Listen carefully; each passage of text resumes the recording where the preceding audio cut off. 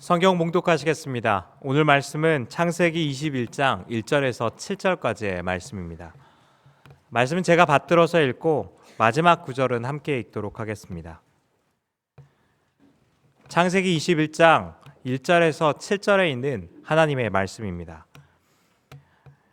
여호와께서 말씀하신 대로 사라를 돌보셨고 여호와께서 말씀하신 대로 사라에게 행하셨으므로 사라가 임신하고 하나님이 말씀하신 시기가 되어 노년의 아브라함에게 아들을 낳으니 아브라함이 그에게 태어난 아들 곧 사라가 자기에게 낳은 아들을 이름하여 이삭이라 하였고 그 아들 이삭이 난 지 8일 만에 그가 하나님이 명령하신 대로 할례를 행하였더라. 아브라함이 그의 아들 이삭이 그에게 태어날 때에 100세라. 사라가 이르되 하나님이 나를 웃게 하시니 듣는 자가 다 나와 함께 웃으리로다. 다 함께 읽겠습니다. 또 이르되 사라가 자식들을 젖먹이겠다고 누가 아브라함에게 말하였으리오마는 아브라함의 노경에 내가 아들을 낳았도다 하니라. 아멘. 이 시간 이강택 목사님 나오셔서 이삭 그가 웃다라는 제목으로 말씀 선포하시겠습니다. 2024년 저희 첫 예배죠? 아닌가요? 2024년 첫 예배인데 옆에 있는 분에게 이렇게 그리링 하겠습니다. 새해에는 신령한 복을 많이 받으십시오.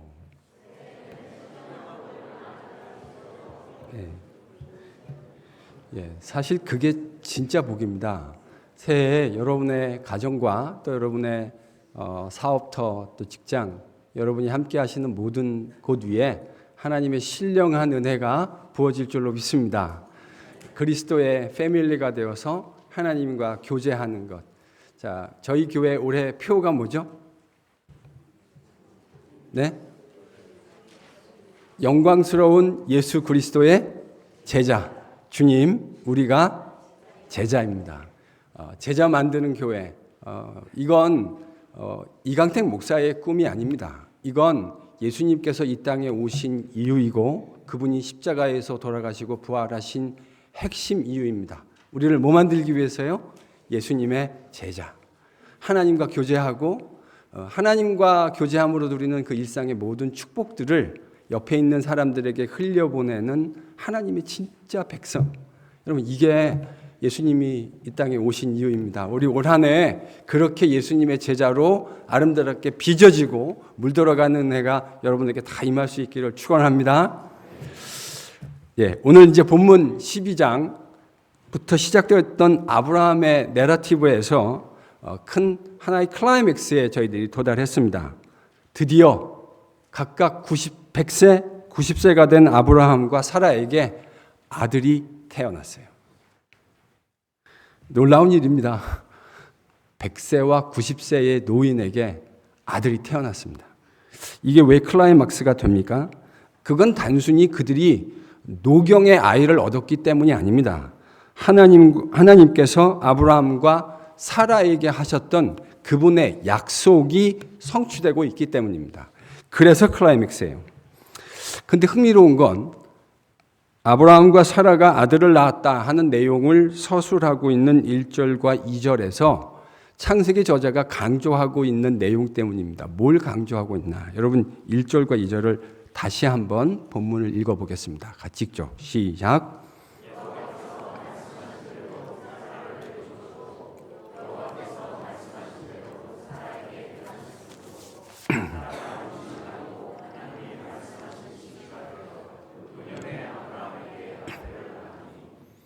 자, 지금 창세기 저자가 강조하고 있는 게 있는데요. 여러분 강조하고 있는 건 아주 많은 경우에 빈번히 반복되는 어구가 있을 때입니다.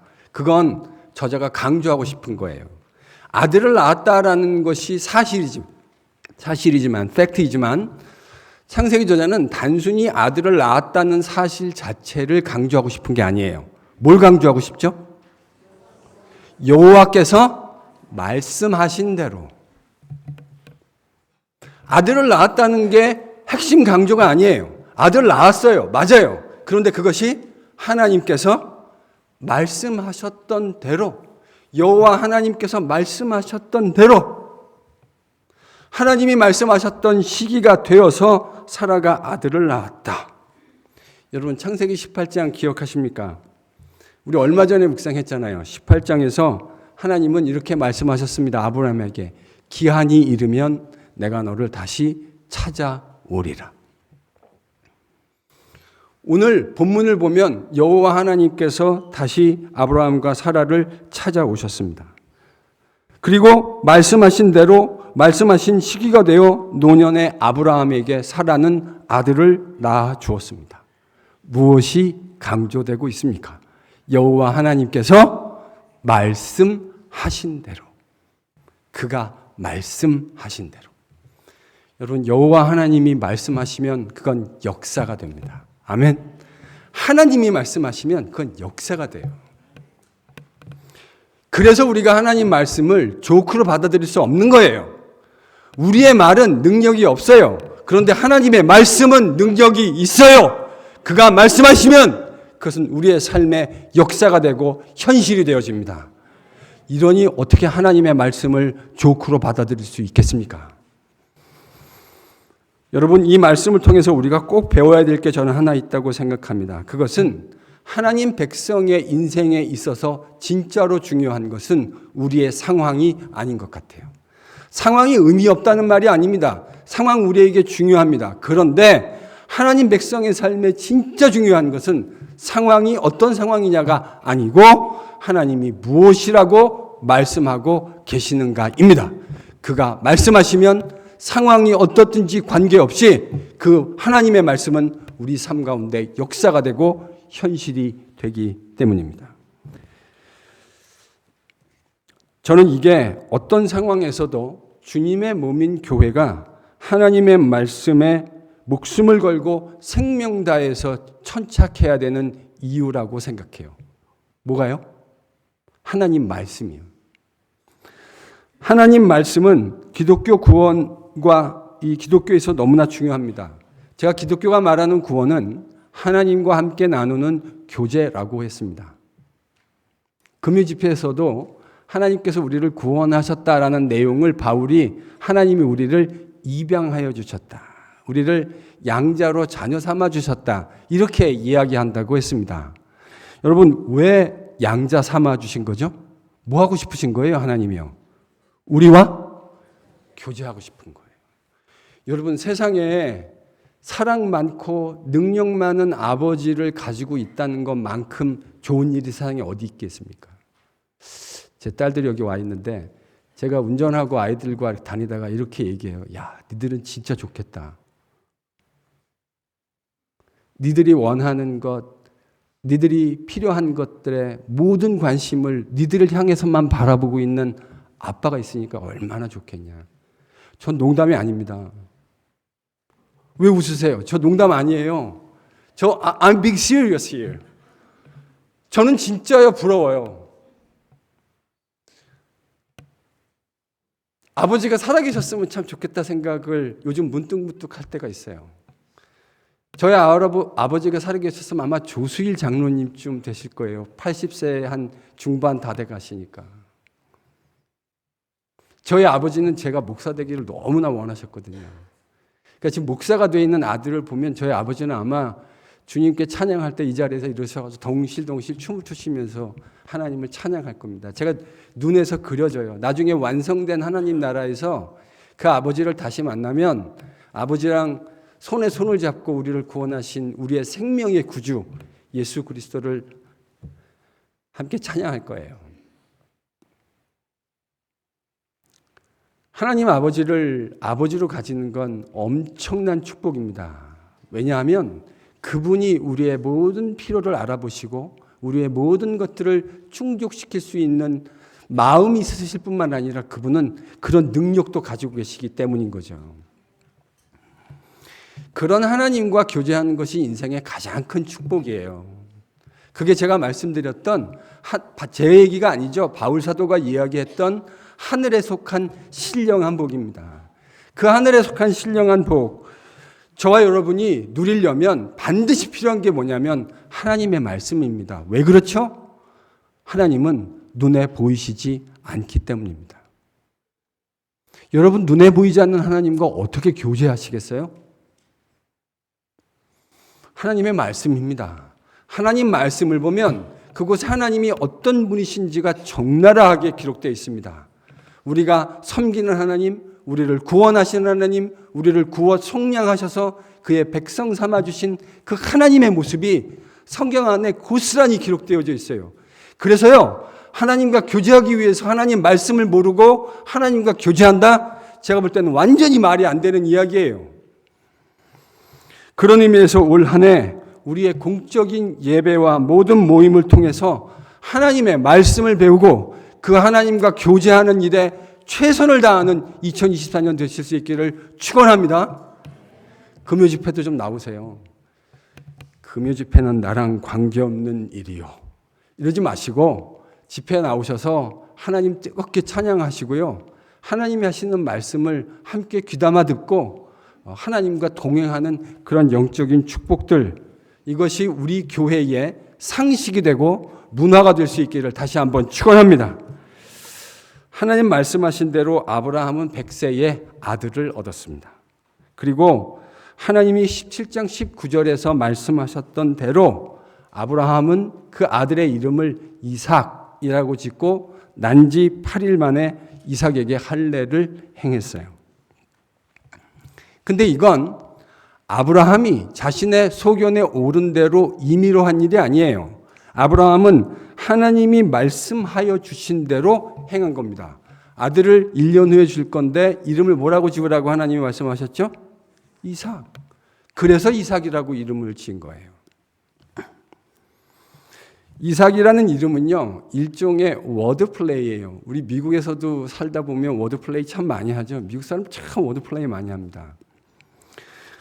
이삭이 사실은 워드플레이예요. 이게 히브리 말인데요. 이 이삭이라는 말, 영어로는 아이잭 이렇게 저희들이 발음하고요. 트랜스리터레이션을 그렇게 하죠. 그리고 한국말로는 이삭. 근데 이게 히브리어인데 이 히브리어를 히브리어 좀 답게 읽으면 이렇게 읽을 수 있어요. 이삭. 뭐라고요? 이삭. 네, 이 정도는 아셔도 괜찮습니다. 어렵지 않아요. 이삭. 그런데 이 이삭이라는 말의 의미가 뭐냐면 literally 그가 웃는다입니다. He laughs. 그가 웃는다. 여러분, 여기에는 해악이 들어있는데요. 이걸 이해하려면 창세기 이야기를 좀 스토리를 다시 되돌려 봐야 합니다. 자, 우리 17장 17절 18절로 좀 되돌아가 보겠습니다. 17장 17절 18절 같이 읽어볼까요? 시작.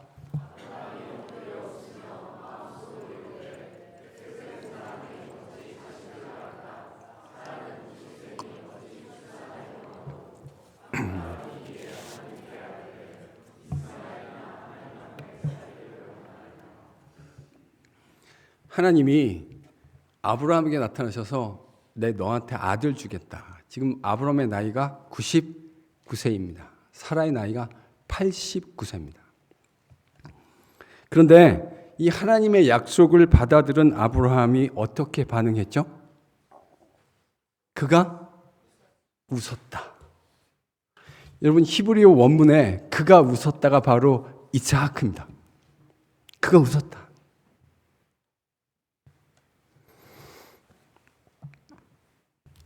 지금 웃었는데 이 웃음은 어떤 웃음일까요? 냉소적인 웃음입니다. 어떻게 알 수 있냐면요. 18절에 이게 만약에 믿음으로 반응한 진짜 기쁨의 웃음이었다면 다음에는 저는 할렐루야가 터져 나왔을 것 같아요. 할렐루야. 근데 아브라함이 이 하나님의 기막힌 약속을 듣고 18절에서 뭐라 그러죠? 웃은 다음에요. 하나님, 이 지금 원문에는 이게 없어요. 근데 제가 볼 때 이 아브라함의 마음을 살려내면 저는 이런 의미일 것 같아요.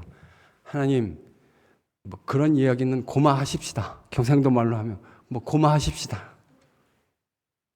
있는 아들 이스마엘이나. 여러분, 이 말에는요, 요 이나 여기가 포인트예요.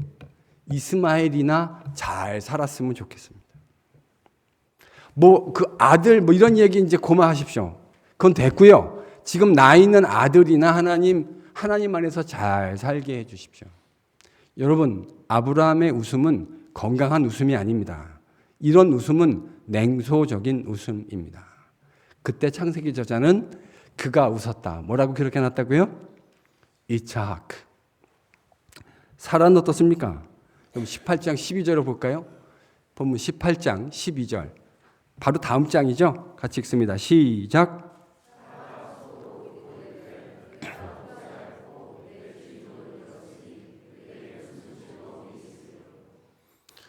지금 사라는요, 이 이야기를 직접 들은 건 아닙니다. 이 팔레스틴 고대 근동의 문화가 결혼한 여자가 외간 남자 만나는 건 매우 부적절한 행동이었거든요. 그래서 텐트 뒤에서 지금 하나님과 아브라함이 만나고 하고 있는 이야기를 엿듣고 있었습니다. 근데 하나님 뭐라 하시냐면 내년에 사라가 너한테 아들 낳아줄 거다. 이렇게 말씀하셨어요. 그 얘기를 듣고 사라가 피식 텐트 뒤에서 웃은 겁니다. 여러분, 텐트 뒤에서 사라가 이 목소리를 듣고 엿듣고 대화를 엿듣고 피식 웃었다 했을 때 이때 창세기가 뭐라고 기록해놨냐면요. 티차하크라고 되어놨어요. 기록해놨어요. 그러니까 언어에 이런 거 있죠. 3인칭 남성 단수일 때는 이치고요. 3인칭 여성 단수일 때는 앞에 T가 붙어요. 그래서 티차하크. 그러니까 여러분, 이차하크나 티차하크 같은 겁니까? 틀린 겁니까? 같은 거예요. 기본형이 루트가 똑같아요. 이런 걸 보고 우리 전문 용어로는 부창부수라 그러죠. 남편하고 아내하고 똑같네. 아브라함도 하나님 말씀 듣고 피식 웃었고요. 사라도 하나님 말씀 듣고 피식 웃었습니다. 바로 이런 구체적인 아주 콘크리트한 컨텍스트 안에서 하나님은 아브라함과 사라가 낳을 아들의 이름을 이차하크. 무슨 뜻이라고요? 그가 웃는다. He laughs. 라는 이름으로 짓게 하셨어요. 중요한 질문은 이겁니다. 그렇다면 세상에 얼마나 많은 이름이 있는데 하고 많은 이름 가운데 왜 이차하크입니까? He laughs. 그가 웃는다. 왜 하필 이런 이름을 지으라고 하셨을까요? 저는 아브라함과 사라가 그 하나님의 뜻을 나중에 곧 알게 되었을 거라고 생각합니다. 먼저 이런 장면을 통해서 하나님은 아브라함과 사라가 가지고 있는 믿음의 현 주소, 그것을 있는 그대로 직시하게 하셨습니다. 아브라함과 사라는 기적적으로 얻은 아들 이삭의 이름을 이차크라고 평생 동안 부르면서 저는 그들이 이렇게 했을 거라고 생각해요. 자신들의 연약함을 기억하게 됐을 거라고 생각합니다. 뭘 기억하게 됐다고요? 자신들의 연약함, 그들의 믿음의 부족함을 그들은 기억하게 됐을 거예요. 그들이 현재 가지고 있는 그 믿음의 수준이 무엇인지 있는 그대로 드러나고 있다는 말입니다. 그런데 여러분, 여기서 매우 중요한 의미가 있어요. 제가 인생 살면서 하나 배운 것 중에 하나가 사람들은 자기 자신의 모습을 잘 알고 있던가요? 아니면 잘 모르고 있던가요? 여러분 어떻게 생각하세요? 여러분 주변에서 만나는 사람들이 자기가 어떤 사람인지 잘 알고 계신 사람이 많습니까? 아니면 잘 모르고 계시는 분들이 더 많은 것 같아요. 어떻게 생각하세요? 그러니까 우리 지금 다 같은 생각을 하고 있는 거죠. 제가 만나는 사람 중에서도요, 자기가 누구인지 잘 알고 있는 사람보다 자기가 진짜 누구인지 모르는 사람이 좀 더 많은 것 같아요. 그 말은 우리가 우리 스스로를 바라보고 직시하는 것이 쉽다는 말입니까? 어렵다는 말입니까? 어렵다는 말입니다. 이게 쉬운 게 아니더라고요. 내가 누군지를 하나님이 나를 보시는 것처럼 그렇게 보는 것, 절대로 쉬운 일이 아닙니다. 자신 내면의 진정한 모습, 영적인 실력을 제대로 보지 못하는 경우가 많아요. 그러다가 여러분 어려운 일들을 우리가 겪어가게 되어질 때 그때 우리가 뭘 보게 되어지죠? 우리의 영적인 실력을 보게 됩니다. 이건 마치요 학교 다닐 때랑 똑같아요. 여러분 학교 다닐 때 미텀, 파이널 이렇게 시험 보고 때가 되면 그 전에는 이게 구분이 잘 안 돼요. 그러다가 이 미텀 한번 보고 파이널 한번 딱 보면 이제 뭐가 딱 들통나는 거죠? 저와 여러분의 실력이 들통이 나는 거예요. 이건 숨길 수가 없어요. 데이터로 딱 드러나는 거니까. 똑같아요. 신앙생활에서도요, 그런 어려움들을 겪을 때 어쩌면 그래서 하나님이 우리 속에 때때로 여러 어려움들을 허락하시는 것 같아요. 그 어려움 속에서 뭘 좀 보라고요? 하나님이 이렇게 말씀하시는 것 같다고요. 자네, 제발 자네를 좀 똑바로 보시게나. 자네가 어떤 머티리얼로 만들었는지를 좀 똑바로 보시게.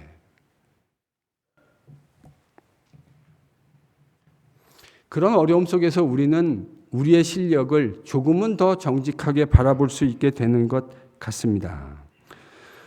중요한 건 이겁니다. 여러분, 자신이 얼마나 믿음에 있어서 형편없는 사람인지를 알아야 하나님의 은혜가 됩니다.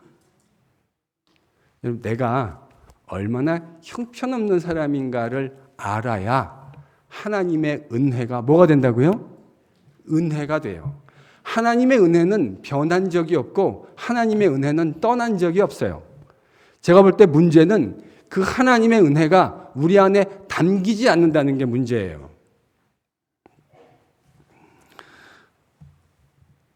자신이 얼마나 구제불능인지를 알아야만 그 자리에 하나님의 은혜가 됩니다. 아브라함과 사라는 평생 살아가는 동안 그의 아들 이스하크라고 그의 아들의 이름을 부르면서 무슨 생각했을까요? 그가 웃는다. He laughs. 라고 그의 아들을 이름을 부를 때마다 뭔 생각했을까요? 아브라함과 사라는. 자신들이 과거 하나님이 자신을 찾아오셔서 해주셨던 약속들을 들었을 때 아브라함도 그렇고 사라도 그렇고 두 사람 다 웃었습니다. 그들이 하나님의 약속 앞에서 웃었던 자신들의 부족한 모습들이 생각났을 겁니다. 아들 이스하크의 이름을 부를 때마다 그들은 자신들의 부족한 모습을 떠올리지 않을 수 없었을 거예요. 그게 하나님이 이스하크라고 이름하라 하신 이유 중에 하나일 겁니다.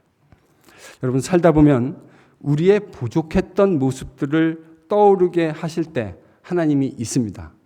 그렇죠? 내가 하나님과 주님을 믿고 주님과 동행하며 지금까지 걸어왔는데 그 인생 속에 내가 하나님 앞에 보여드렸던 수많은 과오와 실수와 죄악들, 신실하지 못했던 모습들이 여러분 떠오는 날이 있지 않습니까? 저 있거든요. 있는 정도가 아니라 많거든요.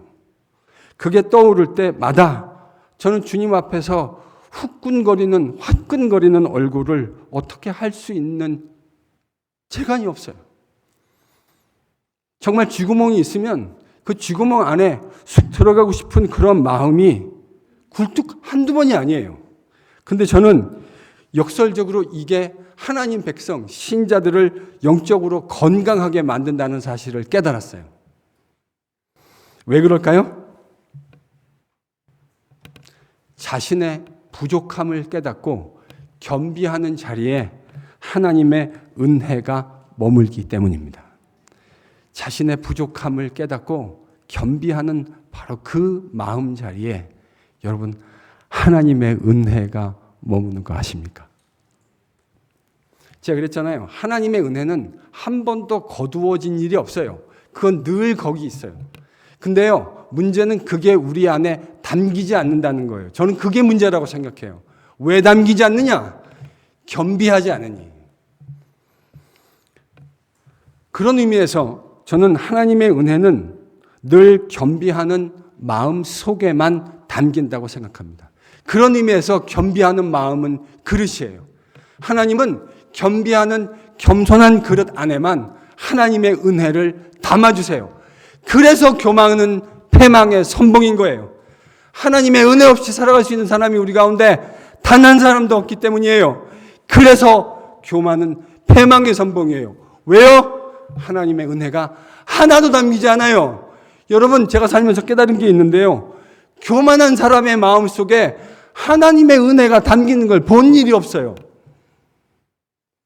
하나님은 어디에다 그분의 은혜를 담아주십니까? 겸손한 마음입니다. 하나님 앞에 바짝 엎드린 겸비한 마음입니다. 그 마음에만 하나님의 전등하신 은혜가 담기는 줄로 믿습니다. 한번 따라해 보실까요? 부족함을 인정하는 마음에. 그렇게 해가지고 멀었습니다. 다시 하겠습니다. 부족함을 인정하는 마음에 하나님의 은혜가 담깁니다. 틀림없습니다. 부족함을 인정하는 마음에 하나님의 은혜가 담깁니다. 그런 의미에서 겸손은 그릇입니다. 하나님 앞에 내가 한없이 부족한 연약한 존재라는 사실을 인정하는 그 겸비한 마음의 그릇에 하나님의 은혜가 담깁니다.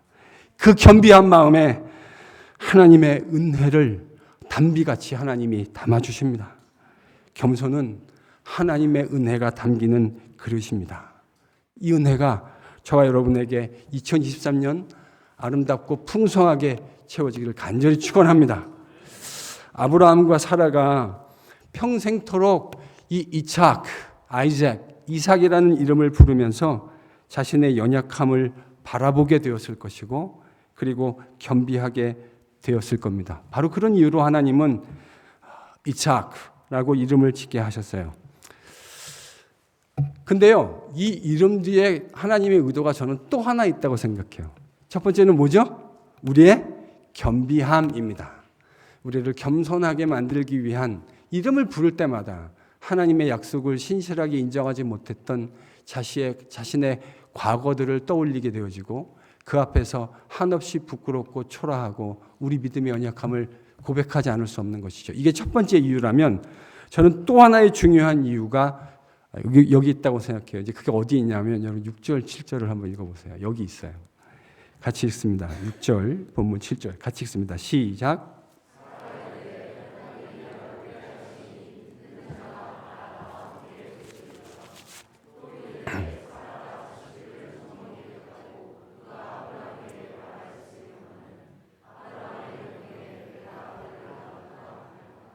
여러분 지금 여기 본문을 잘 보시면 사라가 뭐라고 얘기하고 있냐면 하나님이 나를 웃게 하셨다.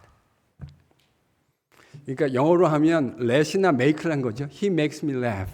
그렇죠? He let me laugh. 이렇게 한 거예요. 그러니까 웃었다. 내가 웃었다라는 게 아니고요. 사라의 고백의 핵심은 그가 나를 웃게 하셨다. 웃게 만드셨다. 이렇게 고백하고 있는 겁니다. 사라는 자발적으로 지금 웃고 있는 게 아니에요. 하나님이 그녀로 하여금 웃게 만들어 주셨어요. 근데 이게요, 창세기 내러티브를 잘 묵상해 보면 매우 의미한, 매우 유의미한 내용이라는 것을 알게 돼요. 왜냐? 사라는 웃고 싶었거든요. 그러나 사라는 웃을 수 없었습니다. 이유가 뭐죠? 아이가 없었기 때문입니다. 아이가 없었기 때문이에요. 고대 근동 이스라엘에서 아이가 없는 건 하나님의 저주로 해석되어졌어요. 그러니 이 여자가 아무리 재물이 많은들, 여러분 나중에 사무엘상에 가면 첫 장면이 사라 이야기, 뭐죠? 갑자기 이름이 생각이 안 나네요.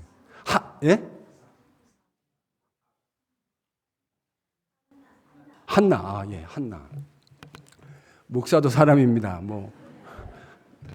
한나 이야기. 한나는 얼마나 웃고 싶었습니까? 남편이 얼마나 그녀를 사랑했어요. 그런데 그녀는 온전히 웃을 수 없었습니다. 이유는 아이가 없었기 때문입니다. 사라는 웃고 싶은 인생을 살고 싶었어요. 그 말은 행복한 인생을 살고 싶었다는 말입니다. 그래서 웃고 싶어서 수단과 방법을 가리지 않았습니다. 어떻게 했죠? 자신의 몸종이었던 애굽 여자 하갈을 남편에게 주었습니다. 여러분 이게 여자 입장에서 뭐를 의미하는지 제가 설명해 드릴 필요가 없잖아요.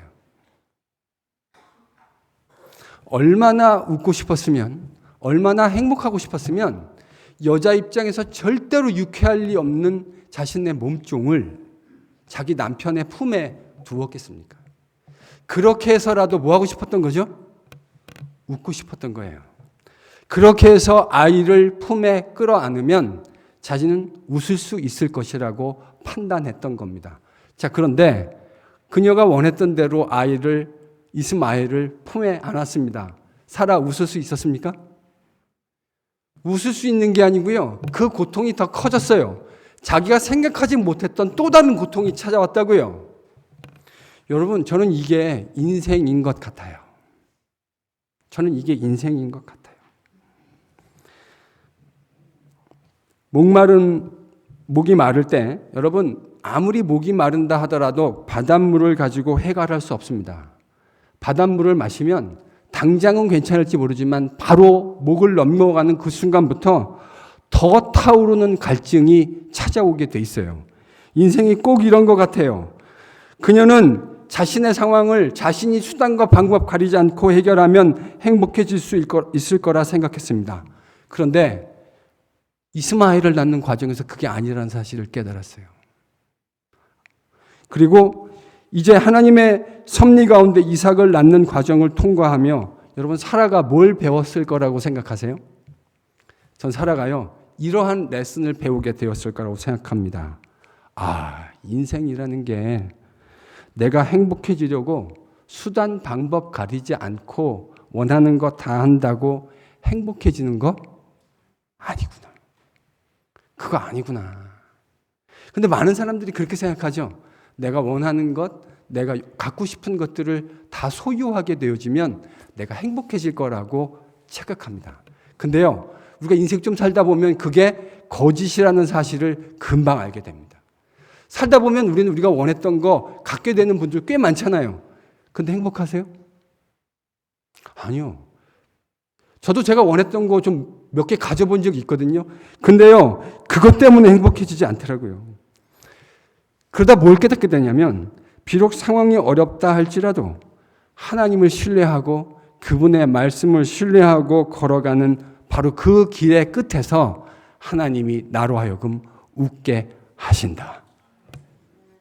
이거를 사라가 지금 배워가고 있는 거예요. 하나님 백성은 거저되는 거 아닙니다. 하나님과 교제는 거저하는 거 아니에요. 하나님이 어떤 분이신지를 알게 되어질 때, 그분과 함께 동행하면서 그분을 알아가고 그분이 내가 누군지를 알게 해주시는 일련의 교제의 과정을 통해서 우리는 하나님과 깊은 교제를 나누게 되는 겁니다. 여러분, 인생에서 이거 배우셔야 합니다. 내가 웃고 싶어서 수단과 방법 가리지 않고 원하는 것 얻는다고 행복해지지 않습니다. 하나님이 웃게 해주셔야, 그래야 진짜 웃을 수 있는 인생이 되는 거예요. 사라가 뭐라 그러죠? 하나님이 나로 하여금 웃게 하셨다. 근데 재밌는 게요, 7절에 보면, 7절 다시 슬라이드 좀 보여주실래요? 7절 다시 한번 읽어보죠. 같이 읽습니다. 시작.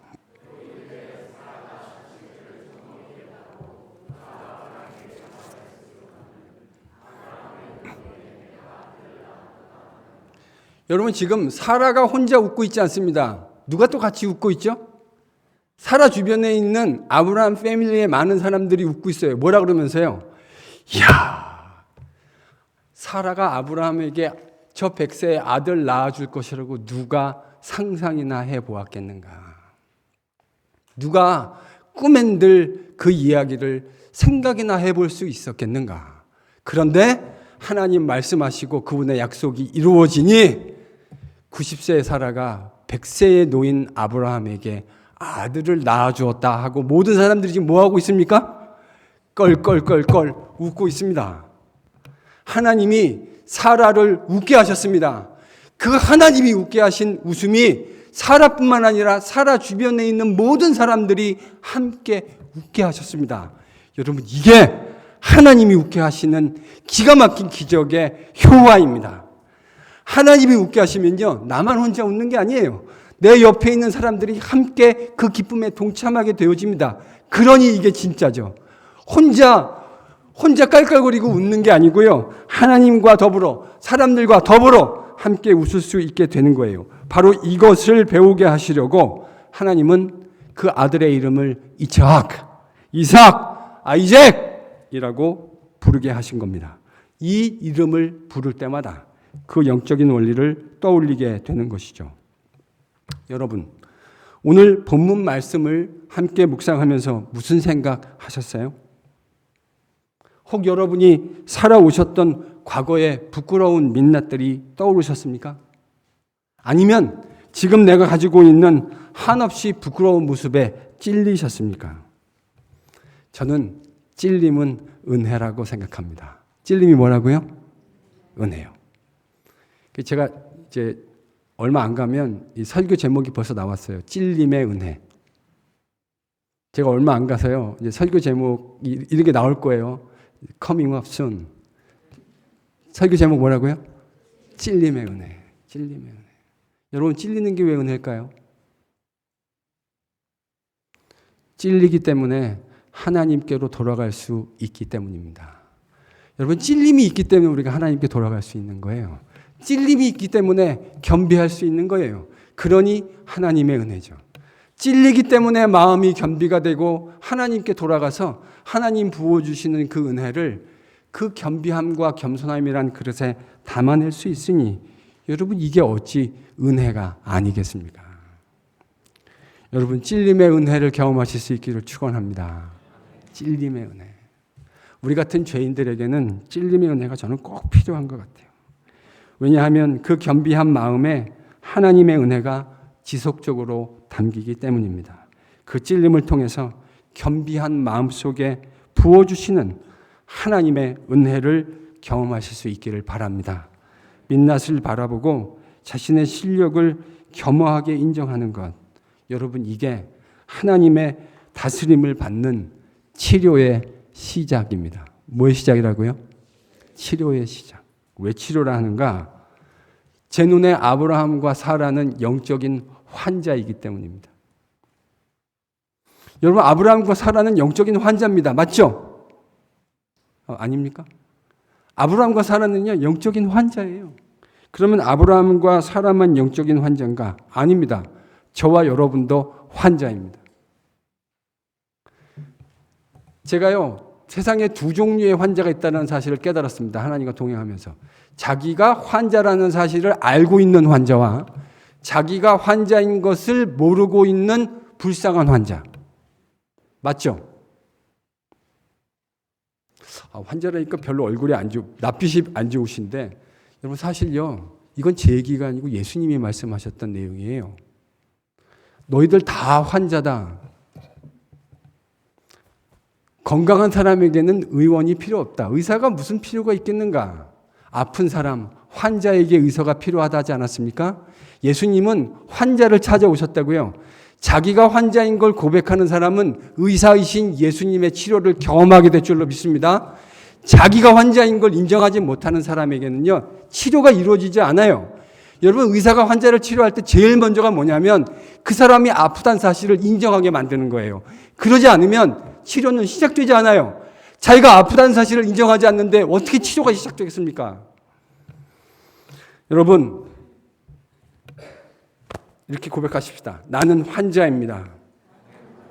나는 환자입니다. 그래서 주님이 필요합니다. 그래서 주님이 필요한 거예요. 우리가 건강하면 주님이 왜 필요하겠어요? 우리가 환자니. 그러니 주님이 필요한 거죠. 내가 환자라는 사실을 주님 앞에서 겸손히 인정하고 영적인 의사 되시는 하나님의, 우리 주님의 치료를 경험하는 KPC 모든 성도들 되실 수 있기를 축원합니다. 여러분, 교회가 참 어렵습니다. 목회 안 해보셨죠? 목회가 얼마나 어려운 줄 아세요? 왜 어려운 줄 아십니까? 여러분이 환자이기 때문입니다. 그러면 그렇게 말하는 목사는 괜찮은가? 목사도 환자예요. 목사도 환자지, 성도도 환자지, 만나는 사람마다 다 환자지. 그러니 교회가 평안할 데가 없죠. 그러니 우리가 진짜 행복한 교회가 되려면 어떻게 해야 되냐? 따라 하십시다. 내가 환자다. 그걸 인정하는 겁니다. 거기서부터 우리 주님의 치료가 시작되는 거예요. 그러면 그 교회는 치료받은 환자들로 북적이게 될 겁니다. 그러면 행복한 교회가 될 줄로 믿습니다. 2024년 하나님의 말씀 앞에 내가 환자라는 사실을 깨닫고 고백하고 주님의 치료를 간절히 요구하는 그런 귀한 깨달음의 복이 여러분에게 임할 수 있기를 축원합니다. 또요, 우리 모두는 행복하고 싶어요. 그래서 어쩌면 유학 온 거고 이 땅에 이민 온 거 아닙니까? 여기 불행하고 싶어서 유학 오고 이민 온 사람이 누가 있겠습니까? 우리 모두는 다 행복하고 싶었습니다. 그래서 유학도 왔고 이 혈연 아무도 없는 사람들, 이 미지의 땅에 태평양을 건너온 거 아닙니까?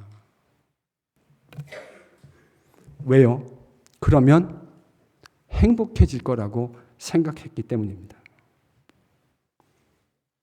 근데 여러분, 그것 때문에 행복해지셨습니까? 학위 받으면 여기 유학생들 계시죠? 아직 학위 안 끝난 사람들. 저 사람들의 가장 큰 로망이 뭔지 아세요? 학위 마치는 겁니다. 그러면 행복한 세상이 열리고 새로운 미지의 세계가 열릴 거라고 착각들 하고 있습니다. 천만의 말씀입니다. 저는 먼저 해본 사람이라서 알아. 그래서 말씀드리는 거예요. 열리긴 뭐가 열려요. 여러분, 그냥 그 학위 받고 딱 3일 기분 좋아요. 그러다가 그 다음부터는 쳐다보지도 않아요. 맞죠? 진짜 그래요.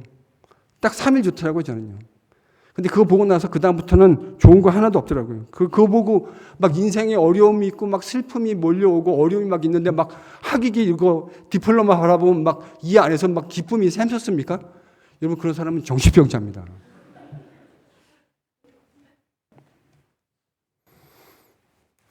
제가 깨달았어요. 주님과 동행하면서요.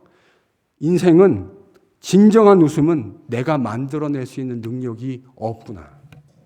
제 안에 진정한 웃음, 우리 모두를 웃게 만들 수 있는 능력이 없다라는 사실을 깨달았어요. 여러분도 그거 빨리 깨달으셔야 돼요. 그래야 진짜 행복한 인생을 사실 수 있어요. 진정한 웃음은 내가 만들어낼 수 없어요. 하나님이 웃게 하셔야 그것이 진짜 웃음이 되는 겁니다. 하나님이 웃게 하셔야 진정으로 행복해집니다. 비록 상황이 어렵더라도 하나님을 신뢰하고 그분의 말씀을 믿고 걸어가야 할 이유가 바로 여기에 있습니다. 하나님이 바로 그런 사람들을 웃게 하시기 때문입니다. 사라와 아브라함의 쓴 웃음을 모두와 함께 할 수 있는 참된 기쁨의 웃음으로 바꾸신 하나님을 바라보십시다. 그들을 웃게 하신 하나님은 자신의 말씀을 붙들고 인내하며 지금도 걸어가는 우리도 그리스도 예수 안에서 반드시 웃게 하실 겁니다. It's joke. 그가 웃는다. He laughs. 아브라함과 사라의 그 냉소적인 sarcastic한 웃음을 진정한 행복한 웃음으로 바꾸신 전능하신 하나님께서 2023년, 24년 우리가 걸어갈 인생 그 광야길에서 우리도 그리스도 예수 안에 함께 웃게 하시길 간절히 축원합니다. 기도하죠.